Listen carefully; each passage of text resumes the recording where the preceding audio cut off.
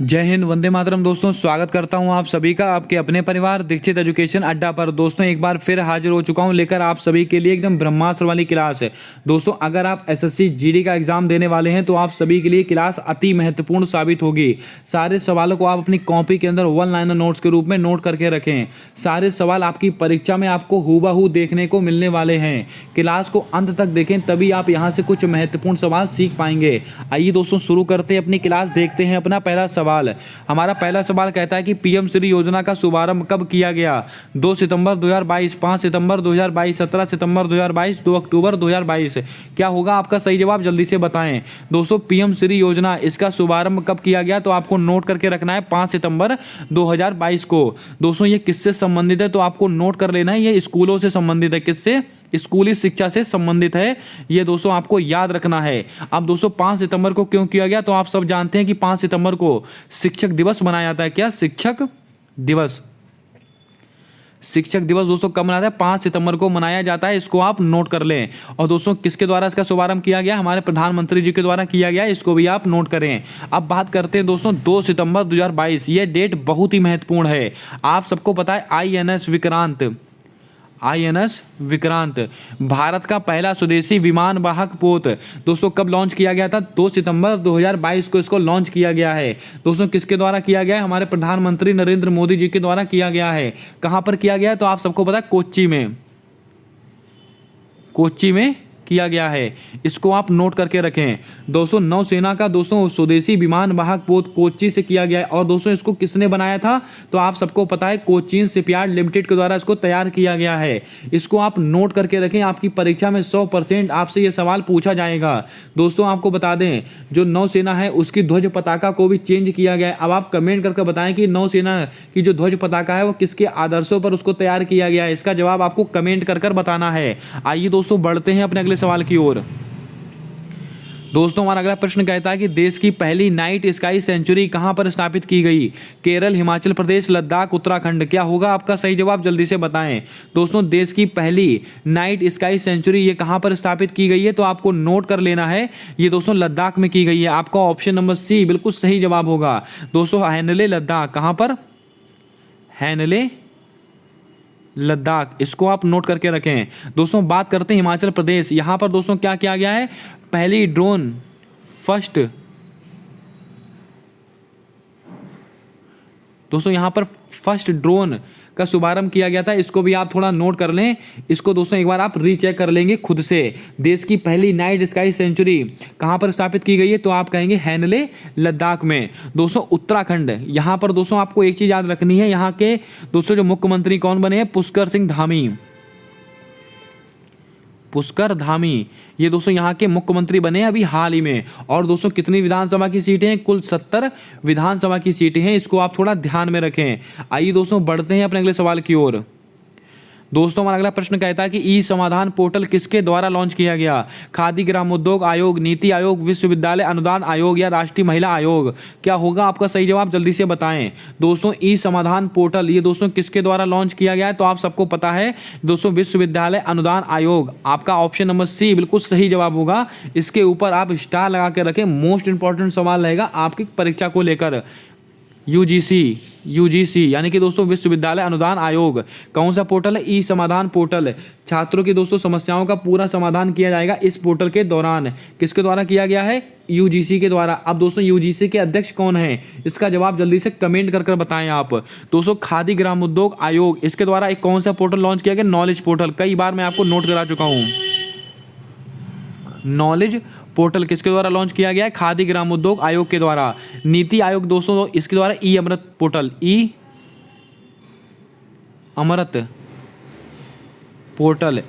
अमृत portal किसके द्वारा launch किया गया तो आप कहेंगे नीति आयोग के द्वारा। आइए दोस्तों बढ़ते हैं अपने अगले सवाल की ओर।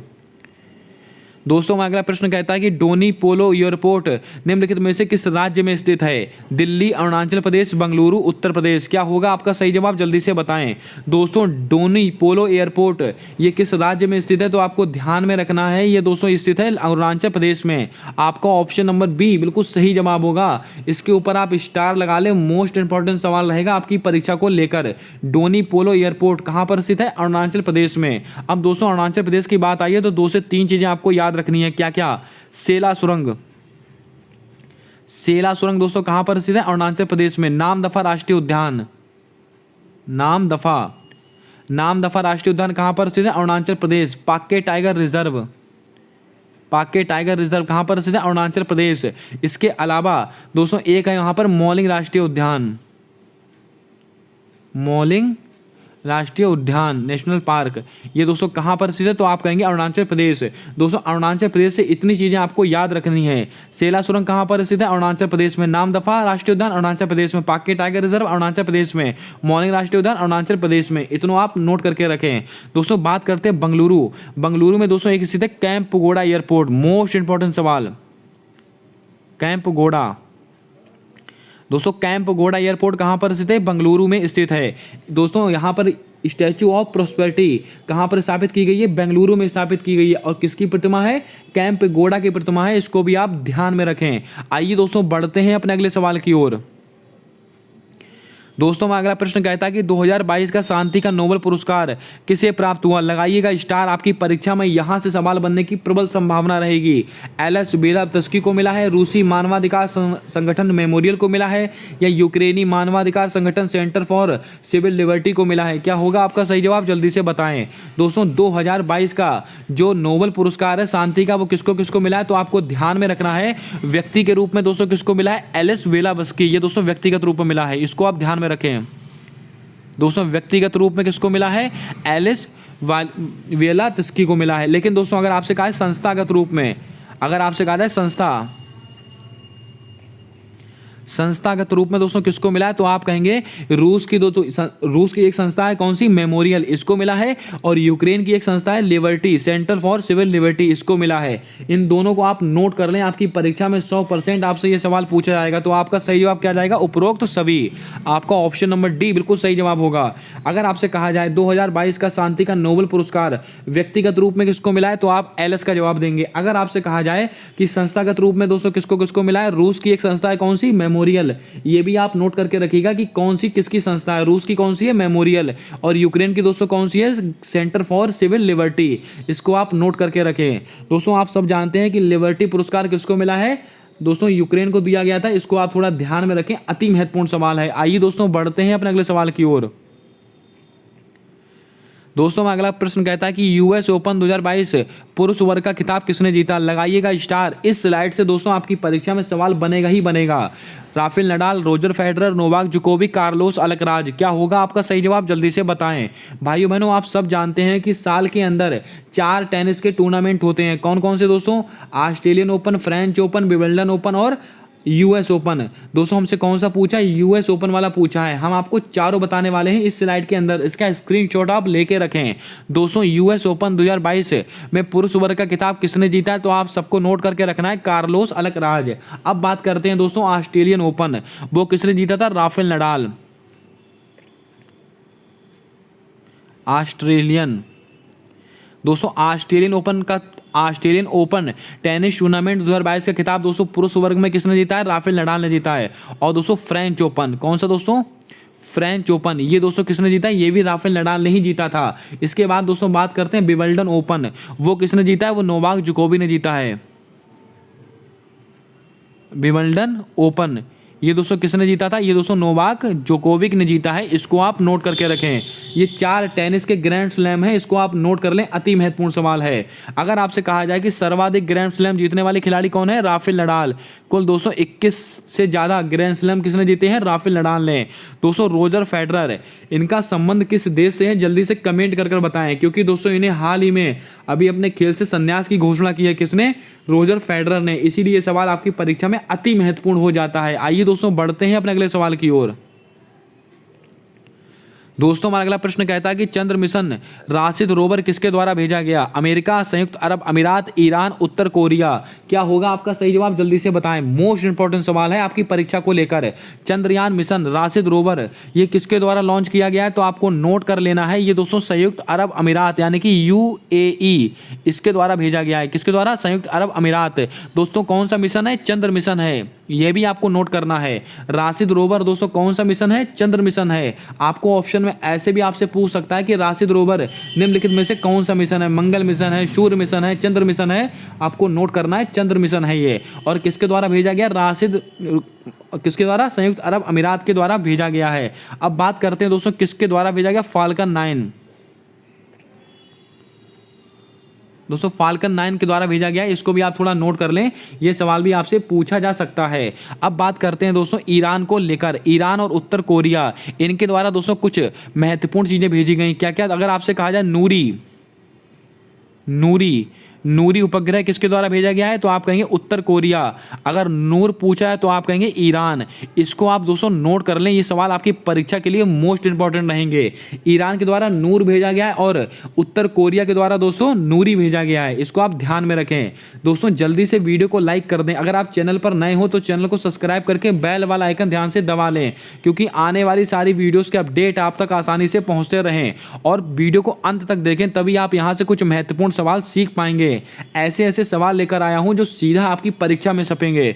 दोस्तों हमारा अगला सवाल कहता है कि विश्व उपभोक्ता दिवस कब सेलिब्रेट किया जाता है? 24 दिसंबर, 15 मार्च, 16 जनवरी, 16 मार्च। चारों डेटें अति महत्वपूर्ण हैं। दोस्तों विश्व उपभोक्ता दिवस, इसका सेलिब्रेशन कब किया जाता है? तो आपको कहना है 15 मार्च को। आपको ऑप्शन नंबर बी बिल्कुल सही जवाब होगा।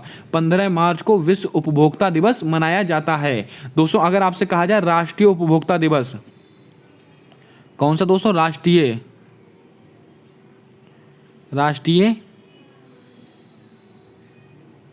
उपभोक्ता दिवस। राष्ट्रीय उपभोक्ता दिवस दोस्तों कब मनाया जाता है? तो आप कहेंगे 24 दिसंबर को मनाया जाता है। और विश्व उपभोक्ता दिवस तो आप कहेंगे 15 मार्च को। दोस्तों नोट कीजिएगा, राष्ट्रीय और विश्व, इसको आप थोड़ा नोट करके रखिएगा। 16 जनवरी, इसको दोस्तों स्टार्टअप डे मनाते हैं। स्टार्टअप डे, अगर आपसे कहा जाए स्टार्टअप डे दोस्तों कब मनाते हैं? तो आप कहेंगे 16 जनवरी को। 16 मार्च को दोस्तों क्या मनाते हैं? विश्व टीकाकरण दिवस।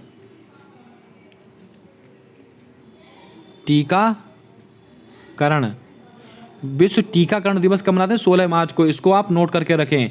अब आप कमेंट करके बताएं कि पराक्रम दिवस कब सेलिब्रेट किया जाता है। इसको आप जल्दी से कमेंट करके बताएंगे। आइए दोस्तों बढ़ते हैं अपने अगले सवाल की ओर। दोस्तों हमारा अगला सवाल कहता है कि शरत कमल अंचता का संबंध किस खेल से है? बिल्कुल दोस्तों लल्लन टॉप सवाल, बिल्कुल परीक्षा में आने वाला सवाल। Table tennis, boxing, weight lifting, triple jump, क्या होगा आपका सही जवाब? जल्दी से बताएं। दोस्तों शरत कमल अंचता, इनका संबंध किस खेल से है? तो आपको नोट करके रखना है, ये दोस्तों टेबल टेनिस से संबंधित हैं। आपका ऑप्शन नंबर ए बिल्कुल सही जवाब होगा। दोस्तों यह नाम हमारे लिए क्यों महत्वपूर्ण है? क्योंकि 2022 का दोस्तों मेजर ध्यानचंद खेल रत्न पुरस्कार, मेजर ध्यानचंद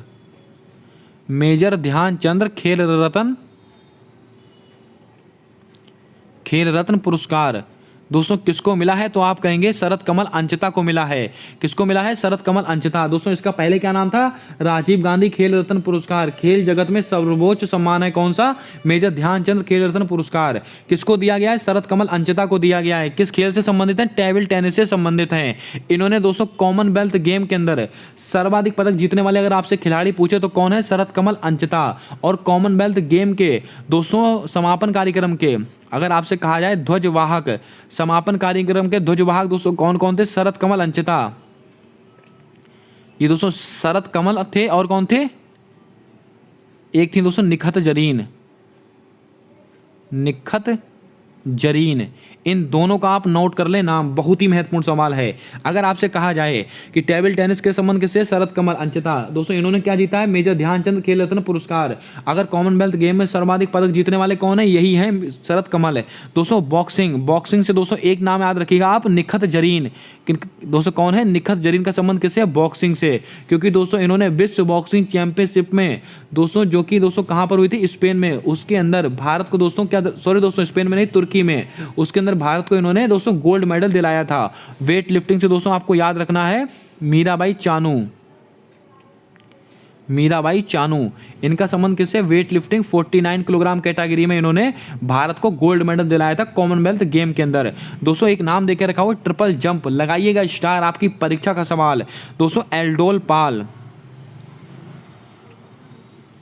एल्डोल पाल, इनका संबंध अगर आपसे पूछा है तो आप कहेंगे ट्रिपल जंप, और इन्होंने गोल्ड मेडल जीता था कॉमनवेल्थ गेम के अंदर। ये सारे सवाल आपकी कॉपी में होने चाहिए हूबहू। आइए दोस्तों बढ़ते हैं अपने अगले सवाल की ओर। दोस्तों अगला प्रश्न कहता है कि लियो बराडकर किस देश के दूसरी बार प्रधानमंत्री बने हैं? Ireland, Australia, Fiji, England. क्या होगा आपका सही जवाब, जल्दी से बताएं। दोस्तों लियो बराडकर किस देश के दूसरी बार प्रधानमंत्री बने हैं? तो आपको कहना है आयरलैंड। आपका ऑप्शन नंबर ए बिल्कुल सही जवाब होगा। अब यह सवाल हमारे लिए महत्वपूर्ण इसलिए है क्योंकि दोस्तों भारतीय मूल के हैं, इसीलिए हमारे लिए महत्वपूर्ण सवाल है। लियो बराडकर जो भारतीय मूल के दोस्तों दूसरी बार प्रधानमंत्री कौन बने? आयरलैंड के बने हैं, इसको आप ध्यान में रखें। ऑस्ट्रेलिया के नए प्रधानमंत्री कौन है? Anthony Albanese. एंथनी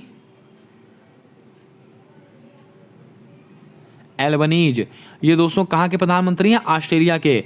दोस्तों England, Rishi Sunak. Most important सवाल रहेगा आपकी परीक्षा के लिए। ऋषि सुनक भारतीय मूल के प्रधानमंत्री कहां के? ब्रिटेन, इंग्लैंड के ऋषि सुनक। कौन सी पार्टी? Conservative party.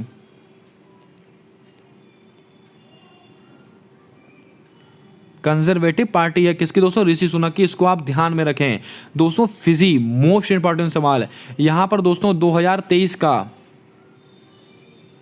विश्व हिंदी सम्मेलन, 2023 का विश्व हिंदी सम्मेलन दोस्तों कहां पर होगा? तो आप कहेंगे फिजी के अंदर होने वाला है, इसको आप नोट कर लें। अब आप कमेंट करके बताएं कि विश्व हिंदी दिवस कब सेलिब्रेट किया जाता है। आइए दोस्तों बढ़ते हैं अपने अगले सवाल की ओर। दोस्तों में अगला सवाल कहता है कि 25वां श्री चंद्रशेखरेंद्र सरस्वती श्रेष्ठता पुरस्कार किसको प्राप्त हुआ है? नरेंद्र मोदी, वेंकैया नायडू, जगदीप धनखड़ या द्रौपदी मुर्मू। ये सब सवाल मैंने आपको कराए हुए हैं, इनका रिवीजन मैं आपको कराते चला जा रहा हूं, जो कि दोस्तों आपकी परीक्षा के लिए रामबाण साबित होगा। दोस्तों 25वां श्री चंद्रशेखरेंद्र सरस्वती श्रेष्ठता पुरस्कार ये किसको मिला है? तो आपको ध्यान में रखना वेंकैया नायडू को मिला है। आपका ऑप्शन नंबर बी बिल्कुल सही जवाब होगा। हमारे भारत के पूर्व उपराष्ट्रपति थे कौन? वेंकैया नायडू। और वर्तमान में दोस्तों कौन है? जगदीप धनखड़। अब दोस्तों द्रौपदी मुर्मू कौन है? हमारी राष्ट्रपति हैं, राष्ट्रपति। दोस्तों एक सवाल यहां पर आप नोट करके रखें, राष्ट्रपति का जो महाभियोग होता है, महाभियोग, दोस्तों राष्ट्रपति का जो महाभियोग होता है वो कहां से लिया गया है? उसकी प्रक्रिया अमेरिका से ली गई है। कहां से? अमेरिका से ली गई है राष्ट्रपति के महाभियोग की प्रक्रिया। अब दोस्तों महाभियोग का अनुच्छेद कौन सा है? जल्दी से छाप कर बताएं। और भारत का एक राष्ट्रपति होगा अनुच्छेद 52, इसको आप ध्यान में रखें। आइए दोस्तों बढ़ते हैं अपने अगले सवाल की ओर। दोस्तों में अगला प्रश्न कहता है कि national institute for one health की आधारशिला कहाँ रखी गई है? नागपुर, इंदौर, वाराणसी, भोपाल। क्या होगा आपका सही जवाब? जल्दी से बताएं। मोस्ट इंपॉर्टेंट सवाल है आपकी परीक्षा को लेकर। दोस्तों national institute for one health की आधारशिला कहाँ पर रखी गई है? तो आपको ध्यान में रखना है ये नागपुर में रखी गई है। आपका ऑप्शन नंबर ए बिल्कुल सही जवाब होगा। दोस्तों आपकी जानकारी के लिए बता दें 10 जनवरी 1975, दोस्तों 10 जनवरी 1975 को क्या हुआ था? फर्स्ट विश्व हिंदी सम्मेलन। ये दोस्तों कब हुआ था? 10 जनवरी 1975। तो आप समझ गए होंगे कि 10 जनवरी को विश्व हिंदी दिवस मनाया जाता है। दोस्तों 1975 को हुआ था। कहां पर हुआ था? ये नागपुर में ही हुआ था। इसको भी आप ध्यान में रखें, आपसे स्टैटिक जीके में पूछ सकता है ये सवाल। दोस्तों इंदौर, आप सबको मैंने इंदौर के बारे में 2 से 3 चीजें बताई थी, आप सबको पता होगा। नंबर 1, पहली डिजिटल एड्रेस वाली सिटी कौन सी है? Indore. Bio CNG park Indore. इसके अलावा 1 लाख से अधिक जनसंख्या वाला सबसे स्वच्छ शहर कौन सा? इंदौर। इसको आप थोड़ा ध्यान में रखें, आपकी परीक्षा के लिए मोस्ट इंपॉर्टेंट सवाल रहेगा। और दोस्तों 17वां मोस्ट इंपॉर्टेंट सवाल है 17वां भारतीय प्रवासी दिवस। दोस्तों 17वां भारतीय प्रवासी दिवस, इसका आयोजन कहां पर हो रहा है? तो आप कहेंगे इंदौर के अंदर। आइए दोस्तों बढ़ते हैं अपने अगले सवाल की ओर। दोस्तों मैं अगला प्रश्न कहता है, और आप इस सवाल के ऊपर लगाइएगा, आपकी परीक्षा में आएगा ही आएगा ये सवाल। बायोडायवर्सिटी पर COP 15 का आयोजन कहां पर हो रहा है? लगाइएगा स्टार, आपकी परीक्षा के लिए रामबाण सवाल। ग्लासगो, पेरिस, मिस्र, कनाडा। क्या होगा आपका सही जवाब? जल्दी से बताएं। दोस्तों COP 15 किसका आयोजन दोस्तों किसके ऊपर है? बायोडायवर्सिटी के ऊपर है। कहां पर हो रहा है? तो आपको ध्यान में रखना है ये कनाडा में हो रहा है। आपका ऑप्शन नंबर डी बिल्कुल राइट और परफेक्ट जवाब होगा। बायोडायवर्सिटी पर COP 15 का आयोजन कहां पर हो रहा है? कनाडा के अंदर हो रहा है। और दोस्तों इसको आप ध्यान में रखें, COP 15 है ये। अब बात करते हैं ग्लासगो। COP 26। दोस्तों कोप 26 का आयोजन कहाँ हुआ है? ग्लासगो में। COP कोप 21, इसका आयोजन दोस्तों कहाँ पर हुआ है? तो आप कहेंगे पेरिस में। कोप 27, इसका आयोजन दोस्तों कहाँ पर हुआ है? मिस्र में। ये सब आप नोट करके रखिएगा दोस्तों। COP फर्स्ट, इसका आयोजन दोस्तों कहाँ हुआ था? बर्लिन में। और कब हुआ था? 1995 में हुआ था। इसको भी आप नोट करें। कॉन्फ्रेंस ऑफ पार्टीज, इसकी फुल फॉर्म क्या है? Conference of parties. अब बात करते हैं दोस्तों, ग्लासगो में कोप 26 का आयोजन हुआ है और कोप 21 का आयोजन दोस्तों कहाँ पर हुआ है? पेरिस के अंदर हुआ है। कोप 27 का आयोजन कहाँ पर हुआ है? इजिप्ट, मिस्र के अंदर हुआ है। और मिस्र की राजधानी क्या है? काहिरा। कई बार नोट कराया मैंने आपको, काहिरा, इसको आप नोट करें। और दोस्तों कोप 15 का आयोजन कहाँ पर हुआ है? कनाडा में। इस सवाल के ऊपर आप इंपॉर्टेंट लिख लीजिएगा, ये सवाल आपकी परीक्षा के लिए मोस्ट इंपॉर्टेंट रहेगा। आइए दोस्तों बढ़ते हैं अपने अगले सवाल की ओर। दोस्तों हमारा अगला प्रश्न कहता है कि इंदिरा गांधी शहरी रोजगार गारंटी योजना का संबंध किससे है? हिमाचल प्रदेश से है, हरियाणा से है, राजस्थान से है या पंजाब से है? क्या होगा आपका सही जवाब? जल्दी से बताएं। दोस्तों ये सवाल अभी राजस्थान में एक परीक्षा हुई थी CAT की, वहां पर दोस्तों ये सवाल आपसे पूछा गया है, इसीलिए दोस्तों आपकी परीक्षा के लिए इंपॉर्टेंट रहेगा ये सवाल। इंदिरा गांधी शहरी रोजगार गारंटी योजना, इसका संबंध दोस्तों किससे है? तो आप कहेंगे राजस्थान से। आपका ऑप्शन नंबर C बिल्कुल सही जवाब होगा, बिल्कुल परफेक्ट जवाब होगा। बात करते हैं ऑप्शंस को लेकर। हरियाणा, यहाँ की दोस्तों एक ई अधिगम योजना, ई अधिगम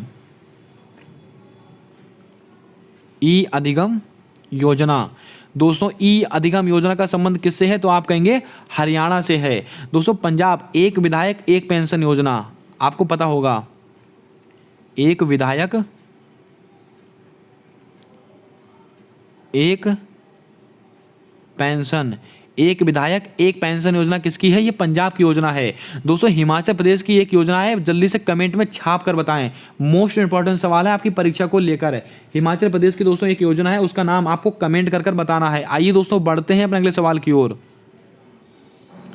दोस्तों मैं अगला सवाल कहता है कि हरिपुरा अधिवेशन की अध्यक्षता किसके द्वारा की गई थी? सरदार वल्लभ भाई पटेल, नेताजी सुभाष चंद्र बोस, पंडित जवाहरलाल नेहरू, सरोजिनी नायडू। क्या होगा आपका सही जवाब? जल्दी से बताएं। दोस्तों हरिपुरा अधिवेशन, इसकी अध्यक्षता किसके द्वारा की गई है? तो आप सबको नोट कर लेना है। दोस्तों नेताजी सुभाष चंद्र बोस, आपका ऑप्शन नंबर B बिल्कुल सही जवाब होगा। और हरिपुरा अधिवेशन हुआ कब था? तो आप कहेंगे 1938 को हुआ था हरिपुरा अधिवेशन।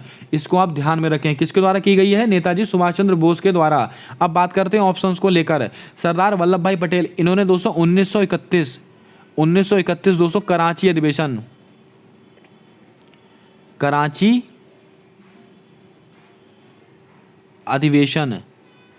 दोस्तों 1931 का कराची अधिवेशन, इसकी अध्यक्षता किसने की थी? सरदार वल्लभ भाई पटेल ने की थी। अगर आपसे कहा जाए कि किस अधिवेशन के दौरान महात्मा गांधी जी को काले झंडे दिखाए गए थे, तो आप कहेंगे कराची अधिवेशन के दौरान। दोस्तों पंडित जवाहरलाल नेहरू, 1929 का दोस्तों लाहौर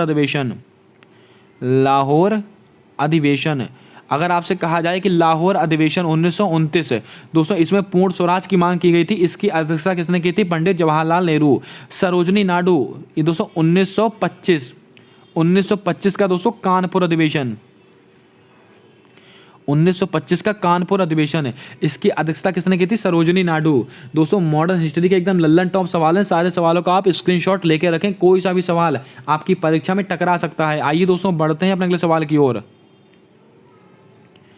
दोस्तों हमारा अगला प्रश्न कहता है कि काकरा पार परमाणु संयंत्र कहाँ पर स्थित हैं? ये दोस्तों ऐसे सवाल हैं जो दोस्तों परीक्षाओं में घूम के आते हैं। तमिलनाडु, गुजरात, कर्नाटक, महाराष्ट्र। क्या होगा आपका सही जवाब? जल्दी से बताएं। दोस्तों काकरा पार परमाणु संयंत्र ये कहाँ पर स्थित है? तो आपको ध्यान में रखना है, ये गुजरात में स्थित है। आपका ऑप्शन नंबर B बिल्कुल राइट और परफेक्ट जवाब होगा। काकरा पार परमाणु संयंत्र कहाँ पर स्थित है? गुजरात में स्थित है। अब बात कर लेते हैं ऑप्शन को लेकर। कर्नाटक में दोस्तों कौन सा? कैगा, आपको रटा हुआ होगा। कैगा कहां पर है? कर्नाटक में। महाराष्ट्र में कौन सा दोस्तों? तारापुर परमाणु संयंत्र कहां पर है? महाराष्ट्र में। तमिलनाडु कुडनकुलम और कलपक्कम, ये दोस्तों कहां पर स्थित है? तो आप कहेंगे तमिलनाडु में। दोस्तों उत्तर प्रदेश यानी कि यूपी में दोस्तों कौन सा? नरौरा, इनको आप नोट करें, ये सारे के सारे आपको याद होने चाहिए। दोस्तों जल्दी से वीडियो को लाइक कर दें, अपने दोस्तों तक जरूर शेयर कर दें जिनका भी दोस्तों अभी कल परसों में एग्जाम है। 100% दोस्तों आपकी परीक्षा में यहाँ से सवाल बनेगा, इसकी पूरी गारंटी ली जाती है। अगर चैनल पर आप नए हो तो चैनल को सब्सक्राइब जरूर कर दें, क्योंकि आने वाली सारी वीडियोस के अपडेट आप तक आसानी से पहुंचते रहें। और दोस्तों जिन भाई बहनों का कल एग्जाम है उनके लिए बेस्ट ऑफ लक। आप अच्छा करके आएंगे, आपने बहुत मेहनत की है तो आपका पेपर अच्छा ही जाने वाला है। कृपया करके दोस्तों आप एक काम करेंगे, आप जो भी आपके क्वेश्चंस आए हैं आप हमारे कमेंट बॉक्स में उसको जरूर से जरूर बता देंगे, जिससे कि दोस्तों हम उस पर आधारित एक अच्छा सा एनालिसिस आपके लिए तैयार कर सकें और आगे क्या पेपर में आने वाला है उसका दोस्तों हम आपको बता सकें। आप इतना काम जरूर करेंगे। आइए दोस्तों बढ़ते हैं अपने अगले सवाल की ओर। दोस्तों अगला प्रश्न कहता है कि जैव विविधता शब्द के प्रतिपादक कौन थे? टेंसले हैं, अर्नेस्ट हैकल हैं, वाल्टर रोसन हैं, व्हिटेकर हैं। दोस्तों साइंस का सवाल है, लेकिन दोस्तों मोस्ट इंपॉर्टेंट सवाल है आपकी परीक्षा को लेकर है। जैव विविधता दोस्तों इसका अधिनियम कब का है जल्दी से आप बताएंगे, जल्दी से कमेंट कर, क्योंकि दोस्तों कल ही मैंने आपको बताया है। ये जैव विविधता शब्द का प्रतिपादक किसने किया था? वाल्टर रोसन। इसके ऊपर आप लगाइएगा मोस्ट इंपॉर्टेंट एनसीईआरटी का छपा हुआ सवाल। दोस्तों जैव विविधता शब्द के प्रतिपादक कौन है? वाल्टर रोसन है। अब बात करते हैं ऑप्शन को लेकर। टेंसले, इन्होंने दोस्तों इकोसिस्टम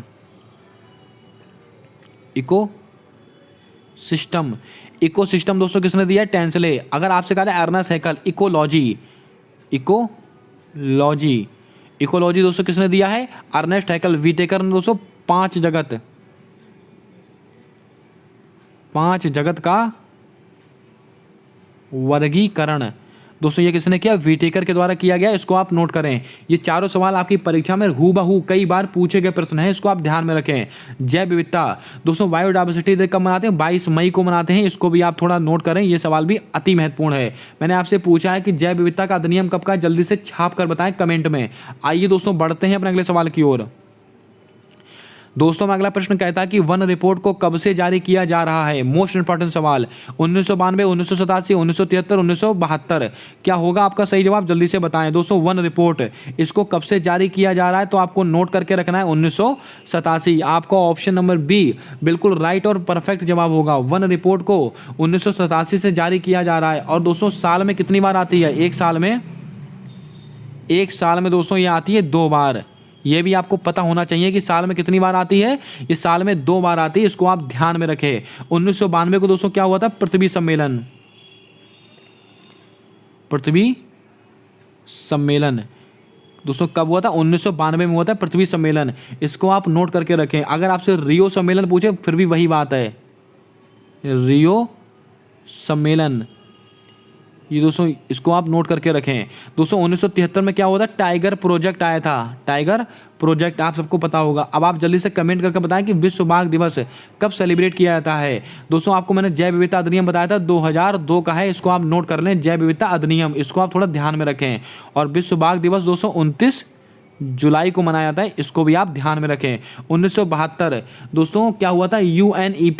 यूएनईपी, इसको भी आप थोड़ा ध्यान में रखें। ये भी सवाल आपकी परीक्षा में आपसे पूछा जा सकता है।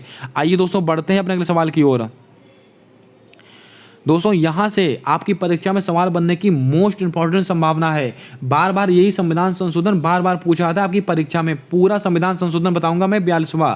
दोस्तों 42वां संविधान संशोधन, इसका संबंध किस वर्ष से है तो आपको नोट करना है 1976। आपका ऑप्शन नंबर ए बिल्कुल सही जवाब होगा। अब बात करते हैं 42वां संविधान संशोधन। अगर आपसे कहा जाए 42वें संविधान संशोधन के द्वारा कितने मौलिक कर्तव्य जोड़े गए?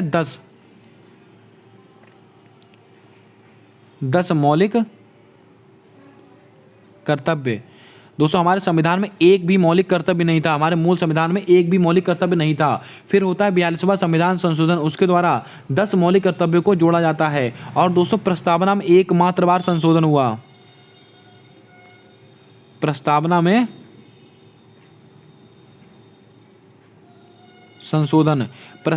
एकमात्र बार संशोधन होता है दोस्तों, और उसके द्वारा 3 शब्दों को जोड़ा जाता है। कौन कौन से दोस्तों? समाजवाद, पंथ निरपेक्ष, और एक है अखंडता। इसको आप नोट करें। दोस्तों समाजवाद, पंथ निरपेक्ष और अखंडता, इन 3 शब्दों को दोस्तों किसके द्वारा जोड़ा गया? 42वें संविधान संशोधन के द्वारा। और दोस्तों कितने मौलिक कर्तव्य जोड़े गए? 10। शिक्षा, वन और वन्य जीव, इनको दोस्तों संवर्धित सूची में डाला कब गया? 42वें संविधान संशोधन के द्वारा। इन सारे सवालों को आप नोट कर लें, मोस्ट इंपॉर्टेंट सवाल है आपकी परीक्षा को लेकर। और दोस्तों आपसे पूछा जा सकता है, इसको लघु संविधान भी कहते हैं किसको? 42वें संविधान संशोधन को। तो आपका ऑप्शन नंबर ए बिल्कुल सही जवाब होगा। दोस्तों 1992 आप सबको पता है 73वां संविधान संशोधन का अधिनियम है, 2002 का 86वां संविधान संशोधन, 2003 89वां संविधान संशोधन, ये सब दोस्तों मैं आपको कराने वाला हूं आने वाले समय में। आइए दोस्तों बढ़ते हैं अपने अगले सवाल की ओर। दोस्तों आज का हमारा अंतिम और मोस्ट इंपॉर्टेंट सवाल है आपकी परीक्षा को लेकर, सती प्रथा का उल्लेख किस अभिलेख में मिलता है? ऐरन अभिलेख, ऐहोल अभिलेख, हाथी गुम्फा अभिलेख, जूनागढ़ अभिलेख। क्या होगा आपका सही जवाब? जल्दी से बताएं। दोस्तों सती प्रथा का उल्लेख सबसे पहले कहाँ मिलता है? तो आप सबको मैंने कल ही नोट कराया है, ये मिलता है ऐरन अभिलेख में। आपका ऑप्शन नंबर ए बिल्कुल सही जवाब होगा, इसके ऊपर आप स्टार लगा लें। अति महत्वपूर्ण सवाल होगा आपकी परीक्षा को लेकर। दोस्तों ऐहोल अभिलेख ये किसके समय का?